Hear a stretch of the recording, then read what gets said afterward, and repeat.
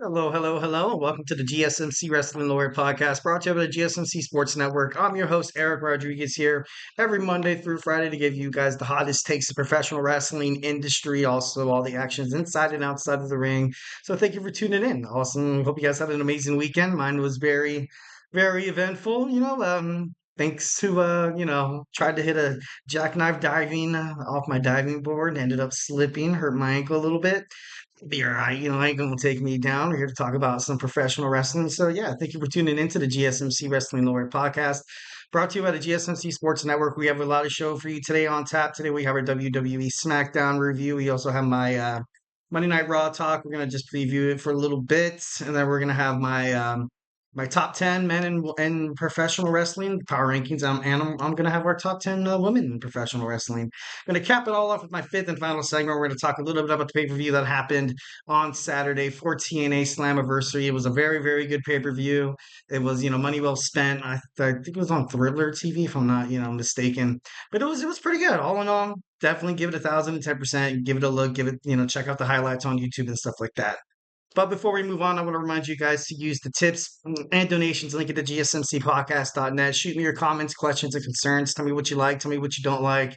Give me your projected storylines. Maybe some people you want to see as champions, especially heading toward SummerSlam. There's only, I think, two episodes each of Monday Night Raw and SmackDown, if I'm not mistaken.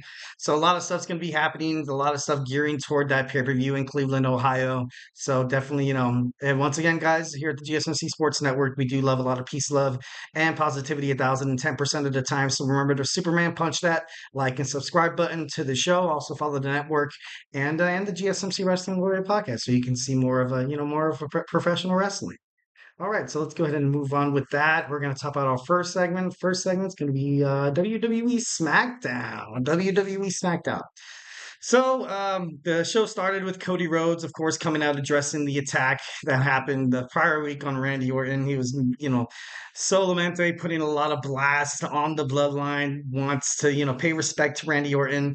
Then you saw A-Town down, like kind of come down. They had a beat down on Cody Rhodes. It seems like he's kind of on everybody's radar right now. Unmistakably, he's definitely one of the top. He's the top superstar in wrestling right now. So definitely, kind of crazy. Cody Rhodes was straggling outside the ring, looked like he was done for. Then professional undefeated boxer Terry Crawford came out and gave Cody Rhodes a steel chair. Good for him. Good for him to find, some allies in places that you never thought, like the professional boxing, associate. I don't even know the PBA. No, that's the professional bowling associate. No, I'm just kidding. Uh, but no, it was kind of crazy to see Cody Rhodes, look like he was on top. Then he had to find a partner for the end of the night, which we will talk about later on in the segment. Next, we have Carmelo Hayes taking on Andrade.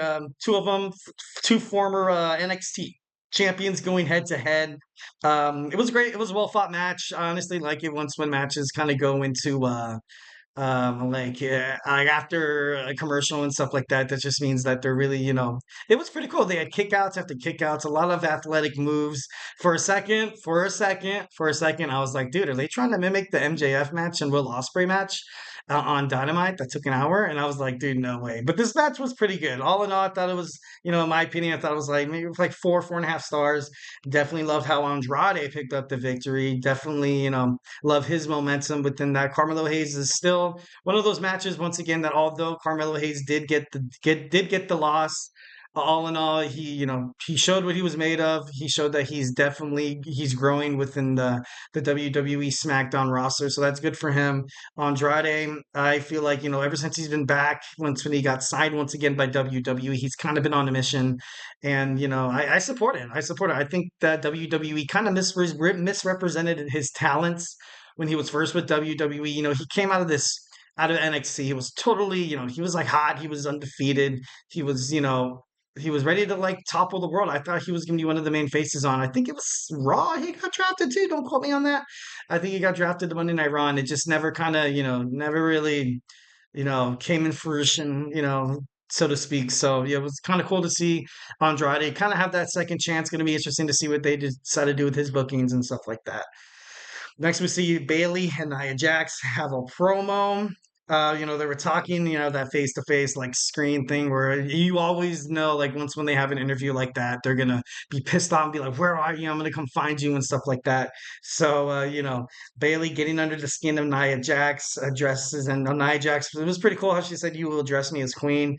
Not too much emphasis on the queen this year. More or less, I feel like on the king. Obviously, Gunther winning dramatically, defeating Randy Orton when his left shoulder was not actually completely down. So maybe that kind of adds a little bit to the fire there. But Nia Jax, man, I really don't see her. I was so confident. I was so confident thinking that she was probably going to win at SummerSlam, and I'm still like, honestly, I'm still like probably 60%, 40% that Nia Jax will win, and Tiffany Stratton cashes in the Money in the Bank right now. And then you had, the match where Bailey destroyed Tiffany Stratton's Money in the Bank, which was kind of funny. I thought it was kind of cool. Yes. The next we have Bianca Belair versus Chelsea Green. Bianca Belair was able to steal one, kind of crazy, kind of crazy. And then, of course, then you saw the women's champions come out to gloat, the former champs, Cargill and Bianca. So I think they are gearing up for them to face each other for one final time. I think right now, if you're going to put the titles on somebody else but Bianca Belair and Cargill, that you're kind of stepping into a different direction. I know I would as as a WWE like creative officer or something like that, because you have these two women who are absolutely amazing, absolutely amazing. WWE right now is in works for the Women's Intercontinental Championship and also the Women's United States Championship. So you're going to see a lot more like women's wrestling, like being broadcasted on TV and stuff like that. Like that's the reason why NXT has been so damn good is they've highlighted these talented women and they carry the show most of the time. Well, honestly, all the time. All of these girls carry the show. And then you get your Trick Williams and your Ethan Page, and then you get your tag team and you get your Heritage Cup. Well, very well balanced product you have on NXT. So I can see, once when this singles title comes to SmackDown, I think the Intercontinental Championship will come to SmackDown. It would make no sense for the Women's Intercontinental Championship and the Men's Intercontinental Championship being defended on the same brand.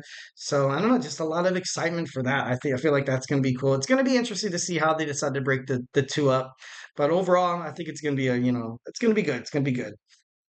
Next, we have the contract signing. The contract signing between LA Knight and Logan Paul. LA Knight has gotten his wish, although it took Logan Paul to call him the hillbilly of anarchy. To call him the Rock, pretending to be the Rock with the spray tan. And it was kind of funny. But overall, after it all, Paul was able to sign, which was, good. LA Knight gets his match. They, erupted into a brawl and stuff like that. Something now. So now we have 2 weeks of promoting and stuff like that. So it's going to be interesting to see how much they can hype this up because they've been dragging this on for about, I want to say like a good solid like 2 to 3 weeks where you had LA Knight hanging out at Logan Paul's house in his pool and stuff like that. So, definitely, I'm excited. I'm excited. Like I said before, Tiffany Stratton, she defeated Meat Chin, but at the cost of her Money in the Bank briefcase getting beat the hell out of. It's crazy. It looks like crap. No, Tiffany Stratton actually did not win. Did not win. And then Michin was able to pick up the victory because of Bailey's distraction. Oh yeah, that's right, Bailey's distraction. And I like Tiffany Stratton as Money in the Bank winner. I think that they're going to mimic what happened with the men's side. They're going to have a fast cash in, definitely 1,010%. I don't see really the women's Money in the Bank, lasting until Survivor Series, let alone WrestleMania of next year. Right now, you have Bailey as champion. I don't want to say she's a transitional champion or a bridge champion. And then you have Nia Jax, who's it seems like she always gets screwed over by this briefcase, kind of like a Drew McIntyre from the women's division. You know what I mean? Because last time Alexa Bliss cashed in her Money in the Bank, and she was able to steal it from Ronda Rousey and Nia Jax. So, kind of crazy. Maybe a little foreshadowing, honestly, at this time. Right now, the women's division, you have Asuka out, you have Becky taking a break, you also have Charlotte out, a couple other good big wrestling names that I can't think of right now, but you kind of need a little spice. I know right now Monday Night Raw has Rhea Ripley and Liv Morgan. You need a little spice to the women's division, and I think Tiffany Stratton could bring that to a crap load, and kind of holster the women's division on her back, I definitely think that she would be a great choice. And lastly, Solo Sikoa's put the SmackDown locker room on blast that if you are not with us, if you decide to side with Cody Rhodes, you're against us. So, not a lot, not a lot of good things, especially hearing from the new self-proclaimed tribal chief and the destruction he brings with his young bloodline, the Tamatanga Tangaloa, Jacob Fatu, and now we have Hikuleo and who's the brother, the younger brother of the Tongans. So something's gonna happen. Something big's gonna happen.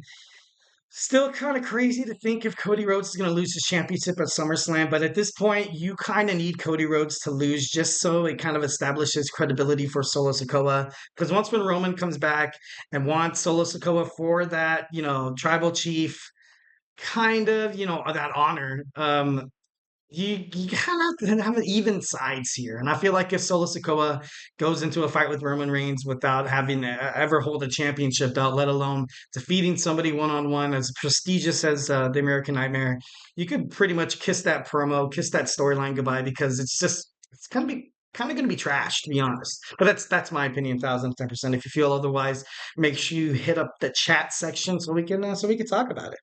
So at the end of the match, Cody Rhodes had a partner all along, had Kevin Owens. He answers the call. Like what happened last week with Randy Orton being demolished, now we saw Kevin Owens' fate kind of be the same way. So the Friday Night SmackDown ended the same way it ended last week with one of Cody Rhodes' allies being absolutely, demolished. So all right, now we're going to jump on to Monday Night Raw. Monday Night Raw is airing right now on the USA Network.